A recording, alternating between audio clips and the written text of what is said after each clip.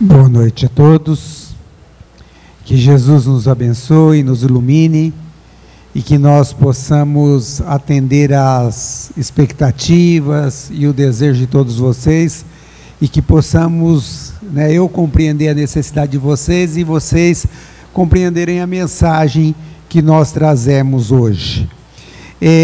Nós temos muito conceito, temos muitas dificuldades de nos libertar de certos conceitos que nós trazemos nas nossas existências. E a doutrina espírita é um movimento libertador das consciências, trazendo informações valiosas para que nós possamos nos libertar de muitas crenças, de muitas coisas que nós trazemos do passado.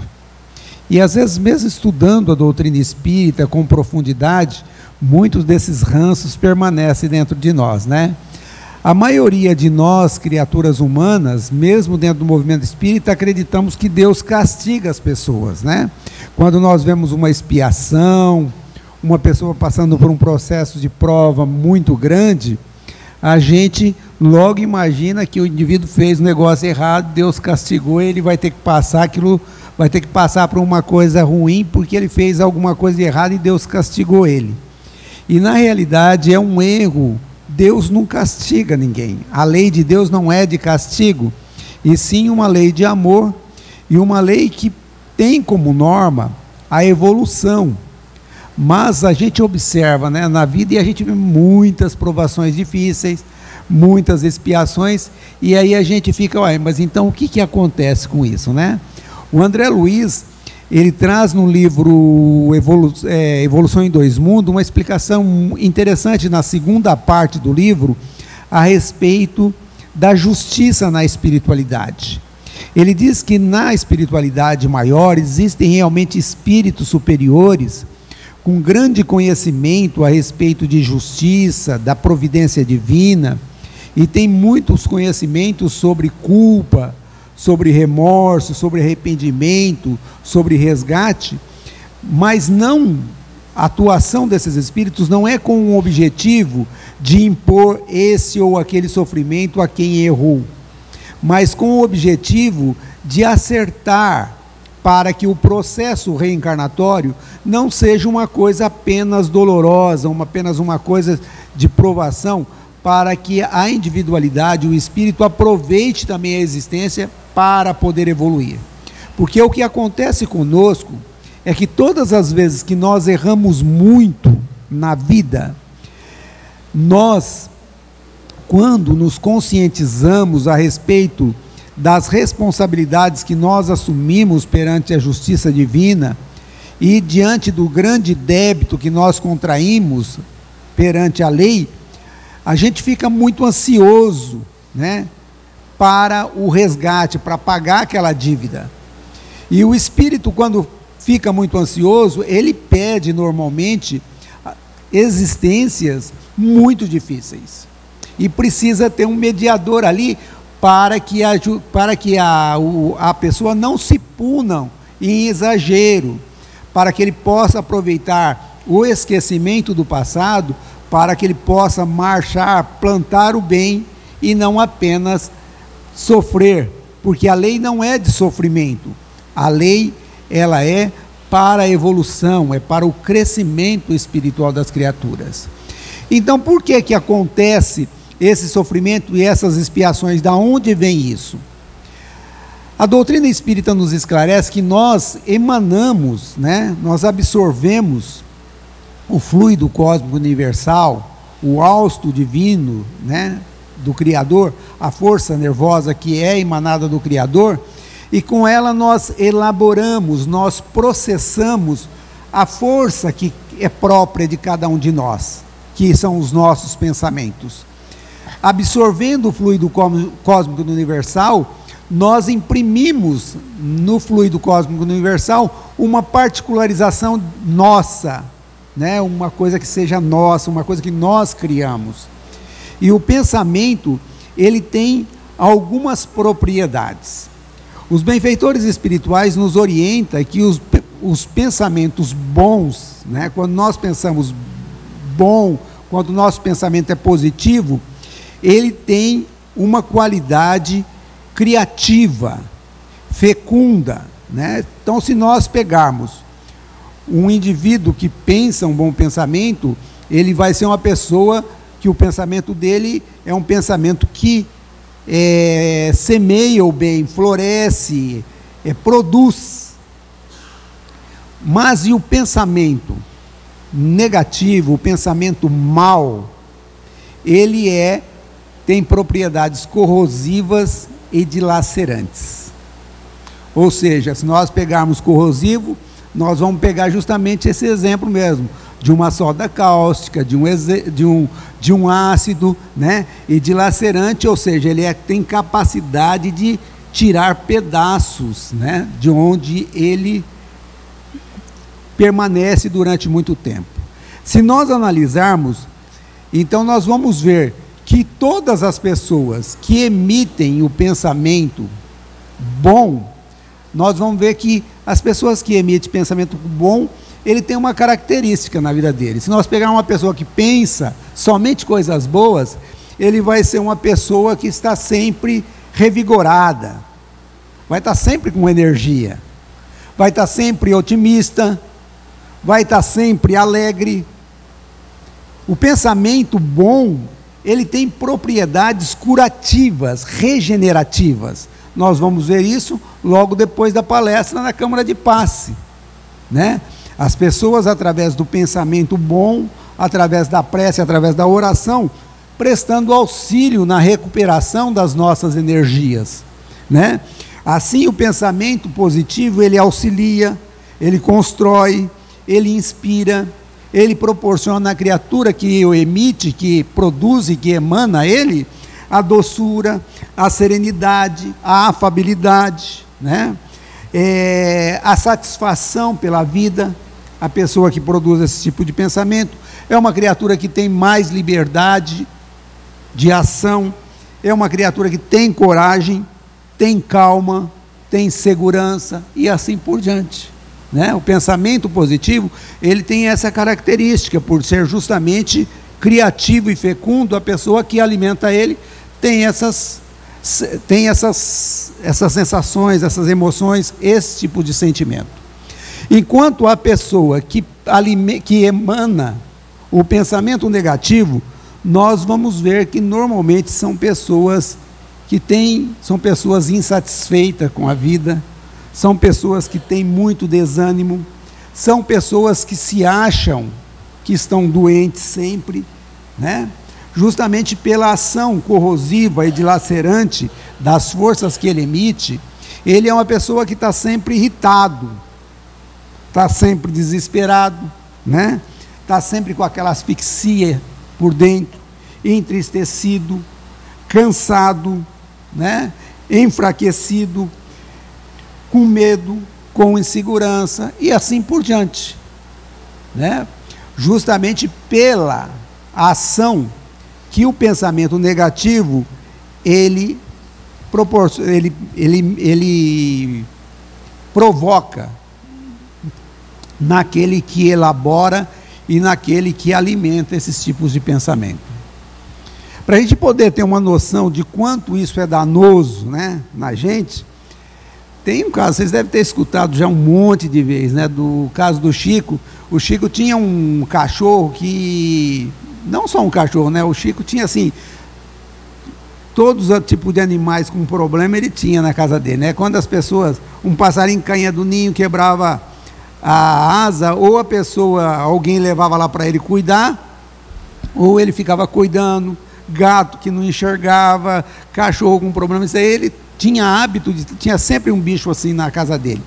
E durante um período ele tinha um cachorro que dava um trabalho muito grande, né? Segundo as pessoas diziam, porque o cachorro não se levantava, não saía, ficava o tempo todo dentro do quarto dele. Quando ele chegava depois dos trabalhos do centro, depois do trabalho que ele fazia, ele tinha que limpar todo o quarto, dar banho no cachorro, alimentar o cachorro. Ele sempre fez questão de viver exclusivamente do seu salarinho que ele ganhava, de que ele trabalhava como funcionário público. E ele tinha que comprar uma coberta cada 15, 20 dias, porque Pedro Leopoldo é uma cidade na montanha, uma cidade fria, né? E o cachorro tinha que ficar sempre em cima daquela cobertinha em cima, e ele tinha que comprar aquilo lá, tinha que lavar todo dia, aquilo lá era muito difícil. E ele disse que um dia ele chegou do trabalho e o cachorro parecia que estava esperando ele chegar. Ele ergueu a cabeça, olhou para ele, abanou o rabo, depois abaixou a cabeça, fechou os olhos e morreu. Ele sentiu imensamente a morte do cachorro, foi lá, deu banho no cachorro, enrolou ele numa coberta nova e no dia seguinte sepultou o cachorro no fundo do quintal. Passou o tempo, depois de um tempo, a irmã dele falou assim, depois de alguns meses: Chico, olha, eu queria falar uma coisa para você. Ele falou: pois não? Ele falou: você lembra aquele cachorro aleijado que você tinha? Ele falou: claro, como que eu vou esquecer, né? Não tem jeito de esquecer uma coisa dessa daí, principalmente um animal maravilhoso que nem aquele lá. Ele falou: pois é, eu queria te falar isso daí, porque aquele cachorro, ele não morreu de morte natural. Ele falou: como? Ele falou: não, a vizinha aqui do lado, ela morria de dó de você, de você ter que cuidar desse cachorro, do trabalho que ele dava para você. E um dia ela veio aí e deu veneno para o cachorro, e ela que deu veneno para o cachorro, por isso que o cachorro morreu. Ele falou: meu Deus, não me fala uma coisa dessa. Ela falou: mas foi isso que aconteceu. E ela contou isso e passou. Depois de alguns dias, né? Passou alguns dias, Emmanuel procurou o Chico e disse: Chico, eu preciso falar com você uma coisa, meu filho. Ele falou: pois não. Ele falou: olha, você colocou um negócio aí dentro de você e que você vai ter que tirar isso daí de você, você vai ter que esquecer esse negócio.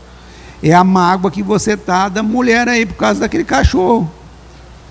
Ele falou: mas não tem jeito, como é que eu vou esquecer um negócio desse daí? Ele falou: você vai ter que dar um jeito, né? Porque não tem jeito, isso daí está atrapalhando a nossa comunicação com o mundo espiritual.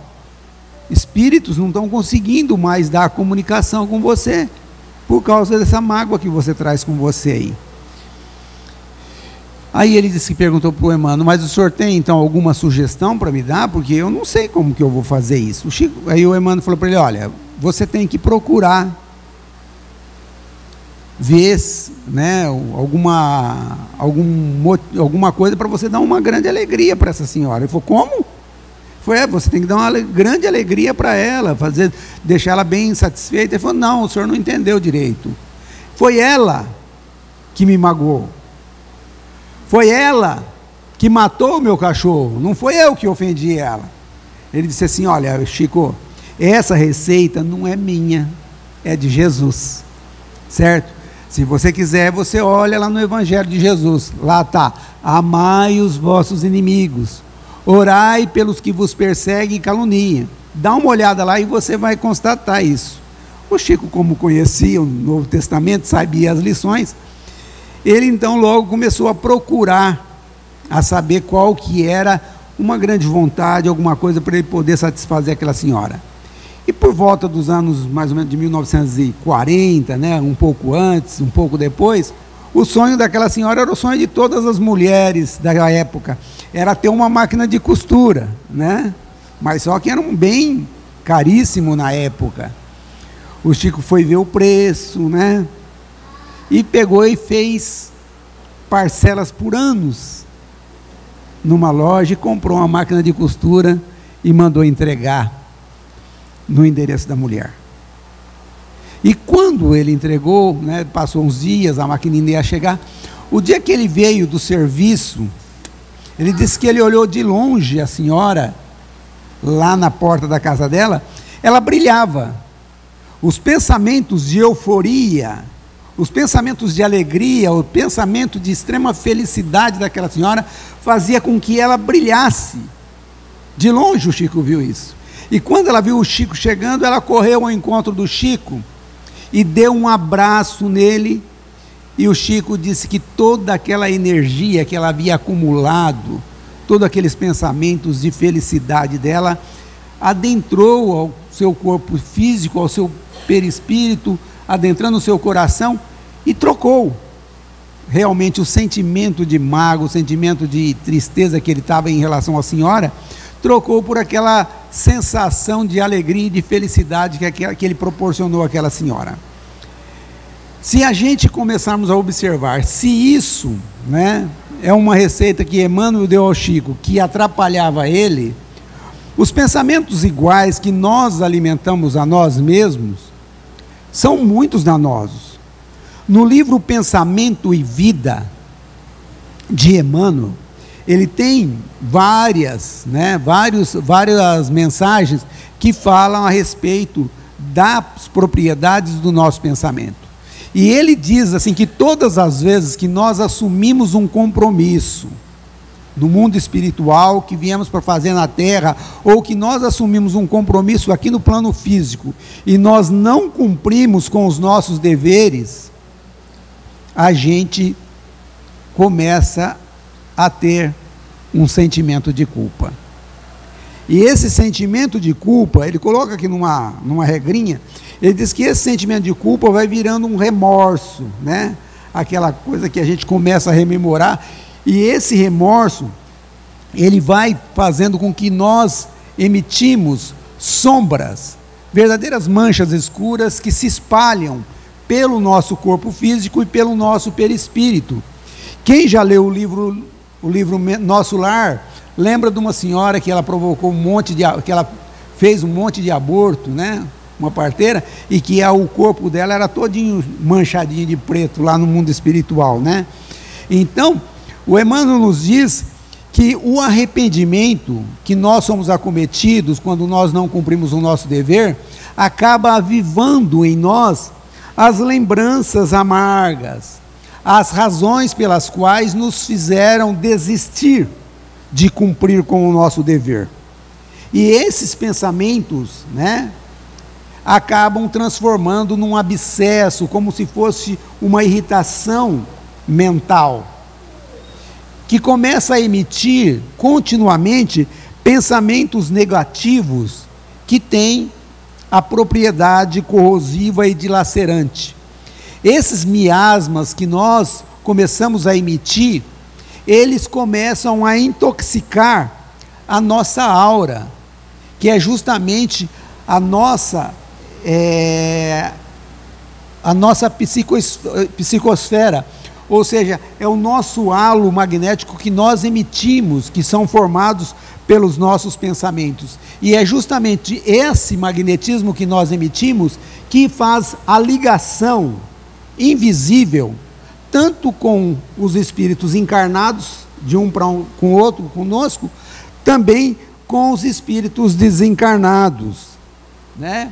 E quando a gente começa a fazer esse tipo de coisa, o que acontece? A gente começa a ficar extremamente desgostoso, e esse desgosto faz com que nós começamos a cogitar intimamente. Essas murmurações, sabe, esse que fica o dia inteiro dentro da gente, assim, pensando, sabe? Que a gente fica murmurando o dia inteiro. Essas cogitações, elas acabam se transformando num monoideísmo e numa tristeza muito grande contra nós, que acaba fazendo com que nós sejamos criaturas magoadas e irritadas, em primeiro lugar com a gente, porque deixamos de fazer uma coisa que está nos trazendo infelicidade. Mas com o decorrer do tempo, essa irritação e essa mágoa, ela começa a se contaminar com todo mundo, a gente começa a brigar com o mundo inteiro. Justamente por quê? Porque nós começamos nesse estado a assimilar de imediato, em todo lugar que a gente vai, as indisposições de todos aqueles que são intimamente igual a nós. Então, se nós vamos no supermercado, todas as indisposições das pessoas que são intimamente igual a nós absorvemos. Toda a revolta, todo o desânimo, toda a angústia, todo o desespero. Nós vamos num restaurante, a gente assimila esse tipo de força. Nós vamos numa festa, nós assimilamos esse tipo de força. O que acaba acontecendo? Nenhum lugar é bom para nós. Tudo é ruim, né? A gente não consegue encontrar alegria em nenhum lugar. E aí o Emmanuel diz que nesse estado nós ficamos famintos por duas coisas. A gente fica faminto pelo isolamento, doido para ficar quietinho num canto, para ficar ruminando, né? Aquelas coisas ruins que a gente traz dentro de nós. Ou queremos justamente provocar escândalo, queremos que alguém chegue conosco justamente para a gente poder discutir com ele, e aí dá pasto à nossa imaginação. É desse desequilíbrio parcial ou total que nós entramos, que surgem as enfermidades, tanto física como as enfermidades espirituais. Para que a gente possa ter uma noção de como isso daí se processa, como esse processo de provações realmente futuras acabam acontecendo com a gente, nós vamos ilustrar com um caso. Não sei se vocês já leram o livro Memórias do Padre Germano. É um livro da Dona Amália Domingos Soler. A Dona Amália Domingos Soler, ela conheceu um médium numa vila de Grácia, chamava Grácia a vila, na Espanha. E ela foi lá nessa vila, tinha um médium lá que ele incorporava um espírito que era um frade. E esse frade começou a conversar com ela, chamava-se Padre Germano. E ele começou a contar para ela alguns fatos da vida dele. E ela foi anotando essas memórias desse padre. E depois, em 1880, ela editou esse livro que se chama Memórias do Padre Germano. Mas no ano de 1931, o Padre Germano apareceu em Pedro Leopoldo com o Chico Xavier. E contou para ele um caso interessante, que é o caso que nós vamos contar hoje aqui, que não está em nenhum livro do Chico Xavier. Ele foi publicado na revista O Reformador, de 1932, de fevereiro e de março de 1932, em duas partes. E no ano de 1972 ou 74, não me lembro bem, a Federação Espírita achou por bem colocar junto com as memórias do Padre Germano, que está no livro Memórias do Padre Germano, e traz o título de recordação. O Padre Germano nos diz que um dia ele estava na sua paróquia, lá numa aldeia, onde ele fazia o trabalho de sacerdote dele. Alguém bateu na porta, era um rapaz que disse: Padre, o Conde Enoque te convida para que o senhor ouça a sua última confissão lá no seu condado. O Padre Germano falou: mas como? Enoque esteve aqui ontem comigo, estava gozando saúde, estava feliz. Pois é, mas o médico e as pessoas acham que não vai dar tempo do senhor chegar lá para ouvir a confissão dele. O padre então se colocou a roupa e colocou a caminho, mas pelo caminho ele foi pensando o que poderia Enoque contar para ele nos momentos derradeiros da sua morte. Enoque era um menino bom, era um rapaz maravilhoso, caridoso, muito rico. Ele havia casado, não fazia assim tanto tempo assim, com uma moça ali da aldeia mesmo, pobre, chamada Margarida. Era uma moça um tanto fútil, bonita, muito bonita, mas amava Enoque, bastante. Enoque também amava, e eles viviam muito felizes. E um pressentimento muito ruim começou a brotar dentro do coração do Padre Germano, porque uma coisa que ele detestava fazer era confessar as pessoas. Ele tinha hábito de dizer que confessar às crianças, que os pecados das crianças faz os anjos dar risada, mas que os pecados dos adultos perturbam a mente de qualquer pessoa. E ele, diante daquele estado de instabilidade da alma dele, ele fez uma prece a Deus para que ajudasse ele, para que ele fosse lá cumprir com as suas obrigações sacerdotais, e se ergueu espiritualmente, se pôs a caminho. Quando ele chegou no castelo de Enoque, ao adentrar o luxuoso aposento, onde Enoque estava deitado, muito pálido, já num estado bastante avançado de instabilidade física,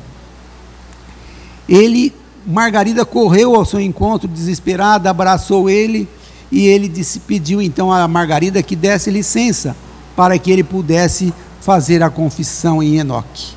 Margarida então deu licença, ele fechou o quarto, chamou Enoque de maneira devagar, e Enoque abriu seus dois olhos, tristes. Uma lágrima correu pelos olhos e ele disse ao padre Germano: Padre, morro com a consciência tranquila e com a certeza de que Margarida me envenenou.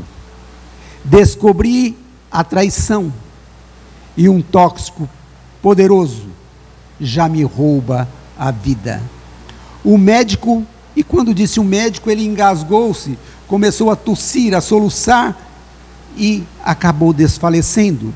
O padre Germano, completamente compadecido daquele homem bom e muito amigo dele, teve muita piedade daquele rapaz naquele momento extremo, debruçou-se sobre aquele corpo e disse a ele: meu filho, não morra com ódio, com rancor dos seus assassinos.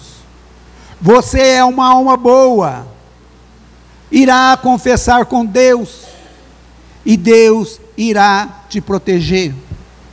O Espírito bondoso de nosso Senhor Jesus Cristo cuidará de ti aonde estiver. Não tenha ódio, ore por aqueles que deixaram. Os seus assassinos sofrerão por séculos os séculos na terra. Vá em paz, meu filho. E ele disse assim que teve a impressão de que um sorriso brotou naquele cadáver sobre a cama. Ele então se emocionou, começou a chorar, mas imediatamente percebeu pela sensibilidade mediúnica anjos da guarda, espíritos protetores chegando para socorrer aquela alma.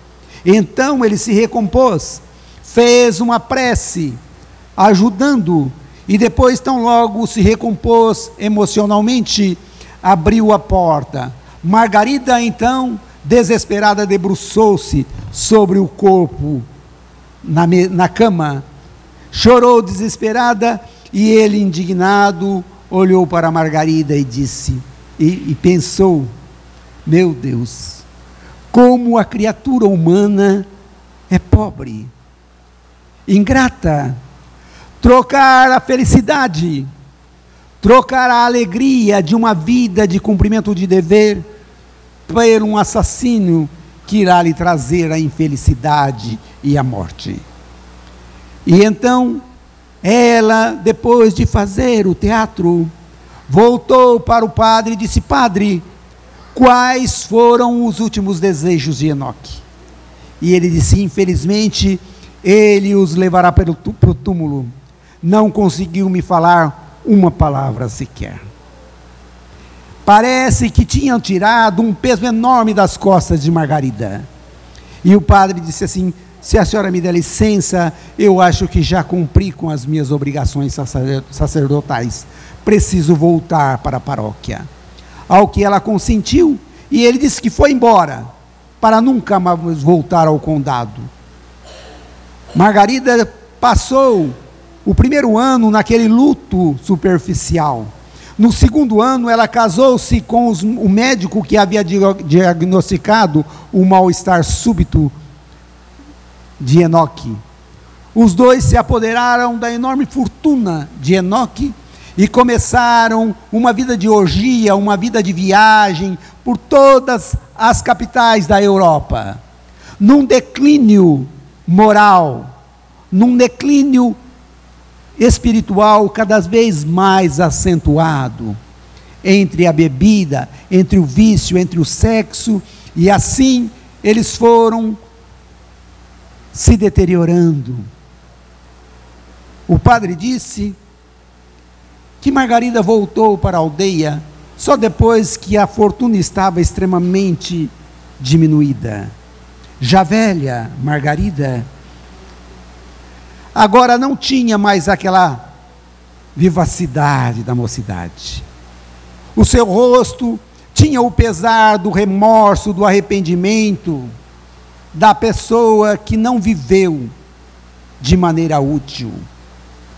Agora ela não faltava mais um dia sequer do santo ofício da missa, que ele começava a pregar e falava para ela a respeito dos assassínios, do arrependimento, das dores do remorso, para que justamente a dor dela se intensificasse, para que ela pudesse voltar ao caminho do bem.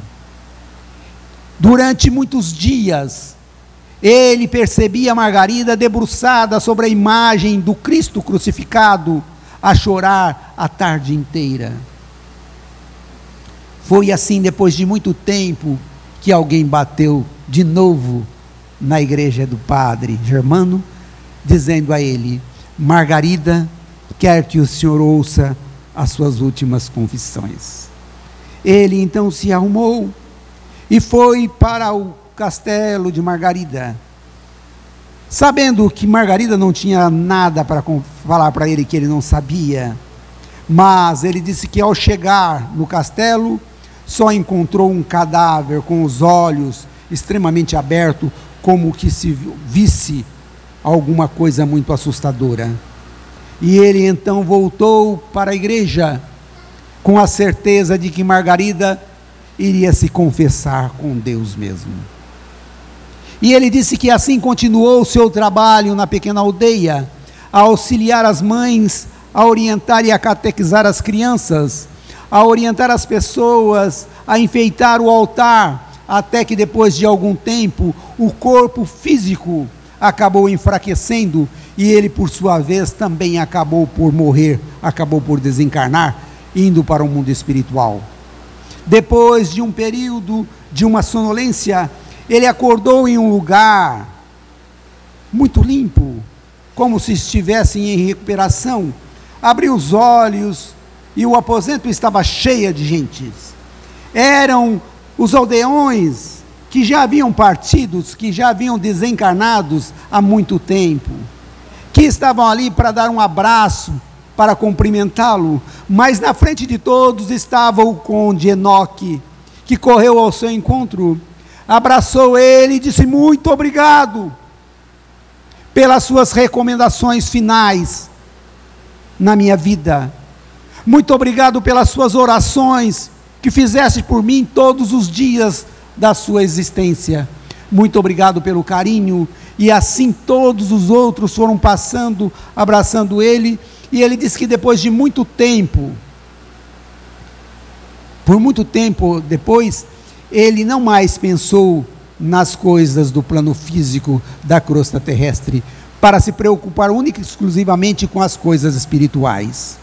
Mas depois de alguns dias, alguns meses, Enoque o procurou, para lhe falar da situação de Margarida, porque Margarida se encontrava em um lugar extremamente tenebroso, muito escuro. Ele conversava com Margarida, Enoque tentava tirar ela daquele estado, trazer ela para a realidade, para que ela continuasse a sua vida, mas ela alimentava pensamentos corrosivos e dilacerantes de culpa, de arrependimento, de remorso. E ela só conseguia escutar as pessoas que vibravam e pensavam exatamente como ela. Ouvia apenas os gritos de culpa, e ele não conseguia socorrê-la. Por isso, pediu ao padre se ele podia auxiliá-lo nessa tarefa, ao que o padre disse: vou fazer o possível, vou ver o que eu posso fazer.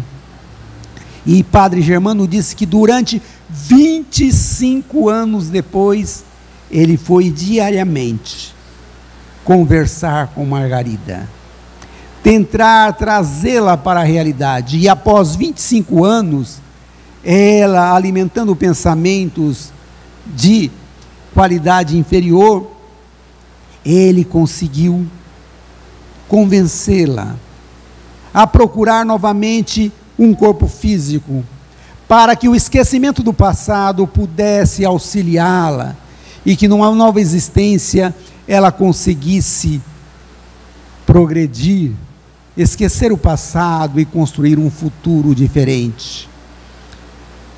A gente vai ver, depois de alguns anos do nascimento de Margarida, vamos colocar uns 16 anos, 17, 18 anos na frente, em uma aldeia da região triestrina, do norte da Itália, da Eslovênia, da Hungria, ali, numa aldeia uma moça que chegou. As crianças se assustavam dela. A pele do rosto era extremamente grossa. Pela cabeça tinha tantos redemoinhos que ela era obrigada a cortar o cabelo curto, o que dava um aspecto muito horroroso para um rosto completamente desfigurado. Os olhos sem estar equilibrado. O nariz era apenas uma mancha no rosto. Os órgãos de fonação completamente defeituoso, o que fazia ela apenas emitir alguns sons completamente ininteligíveis e incompreensíveis.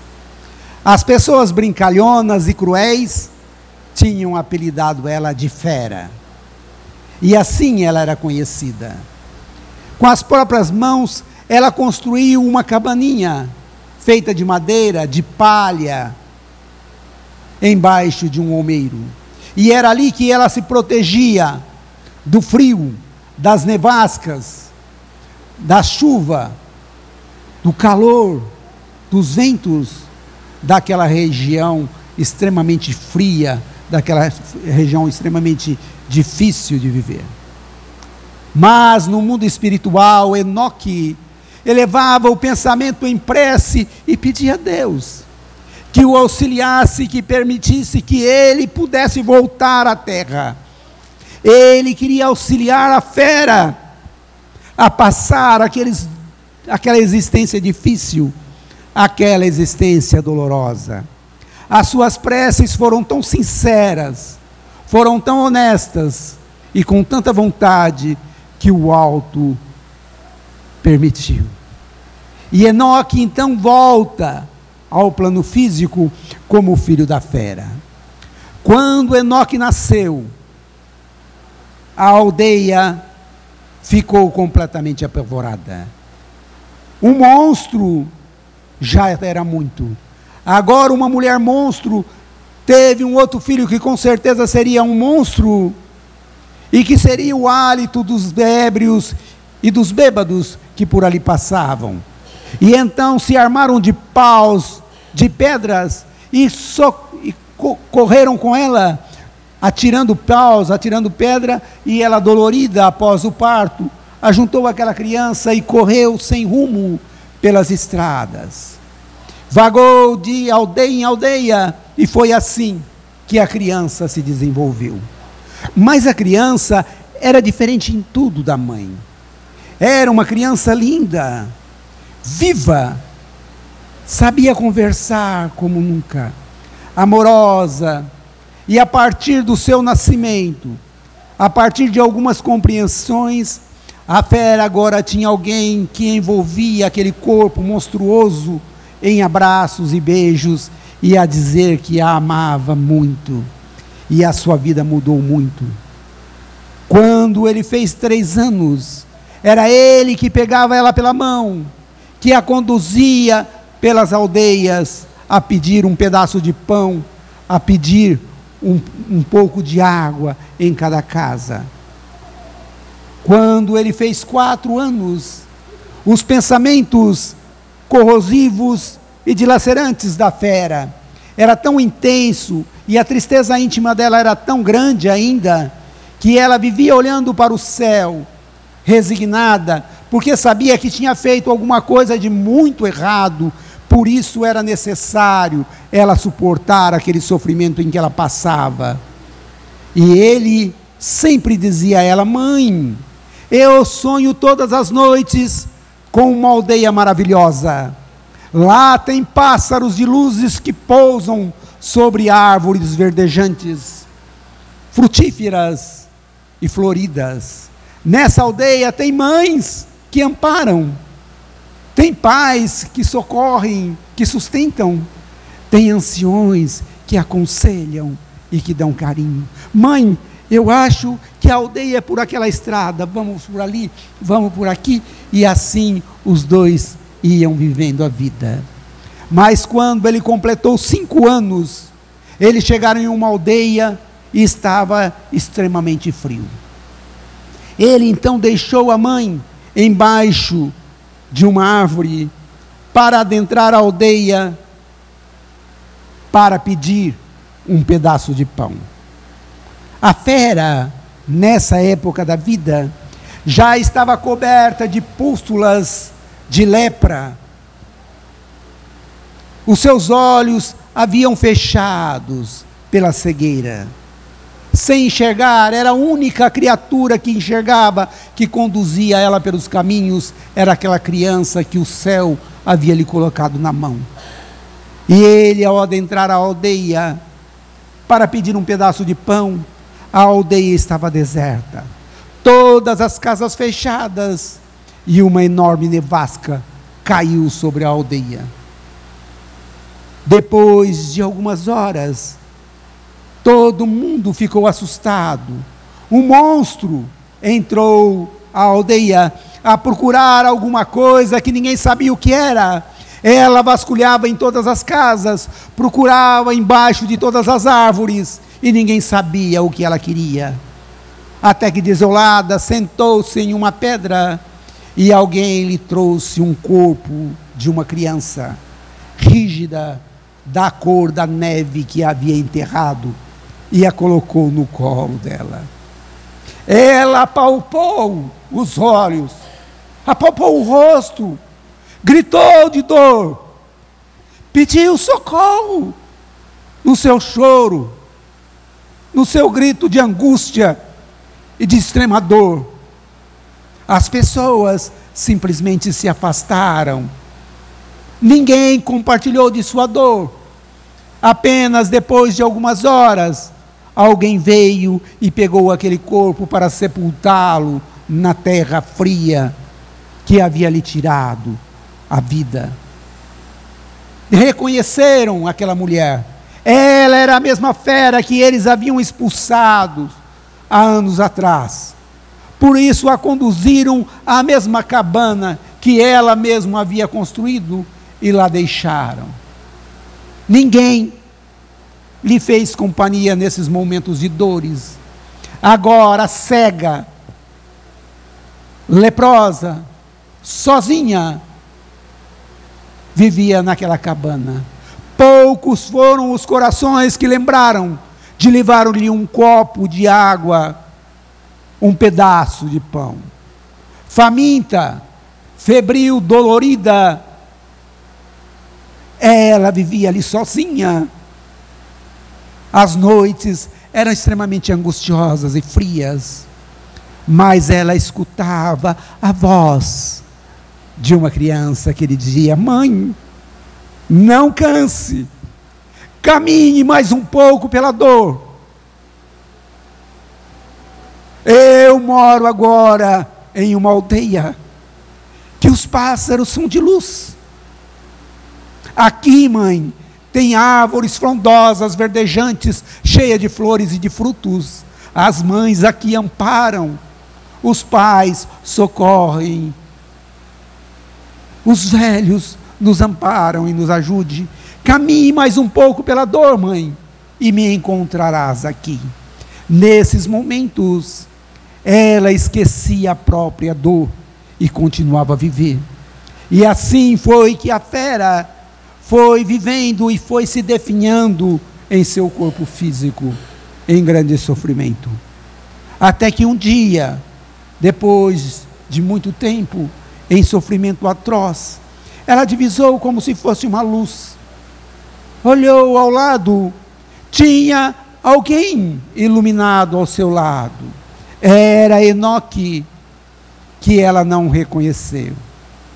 Mas ela ouviu-lhe a voz que dizia: Pai soberanamente bom e justo, compadece-te dessa nossa irmã. Ela não é mais a fera, ansiosa pelos gozos materiais, e que mata para usufruir os prazeres da terra. Ela sofreu, ela necessita do nosso amor para continuar a crescer e evoluir. E ela então disse que percebeu que a mão daquele homem de luz entrou dentro daquele corpo putrefado que estava ali e a retirou de dentro dele. uma enorme sonolência se fez nela, e ela adormeceu, e aquela alma a pegou no colo e a conduziu para o mundo espiritual, para que ela continuasse o seu processo evolutivo. As expiações, as provações grandiosas que nós passamos na terra, se derivam das forças equivocadas que nós elaboramos, que nós produzimos, que nós emanamos, e que acabam destruindo o nosso corpo físico, o nosso corpo espiritual, trazendo a nós grandes sofrimentos. Por isso Jesus, o nosso amigo celeste e o médico de nossas almas, nos orientou que deveríamos reconciliar depressa com o nosso adversário enquanto estamos a caminho com ele. Que é necessário que nós corrijamos os nossos caminhos, que endireitemos os nossos caminhos para que possamos viver de maneira mais produtiva. Hoje que a doutrina espírita nos diz que fora da caridade não há salvação, que é necessário que nós nos armemos de amor, de carinho, uns para com os outros, que os nossos pensamentos sejam sempre criativos e fecundos, para que nós possamos estar sempre vigorosos pela vida, para que nós possamos estar sempre semeando o bem, que produza felicidade nos nossos semelhantes e produza felicidade em nós mesmos. Esqueçamos assim os pensamentos equivocados, e quando visitado por eles, façamos de tudo para deixar de lado. Esqueçamos as mágoas, as ofensas, esqueçamos a raiva, a irritação, para nos preservar de sofrimentos maiores.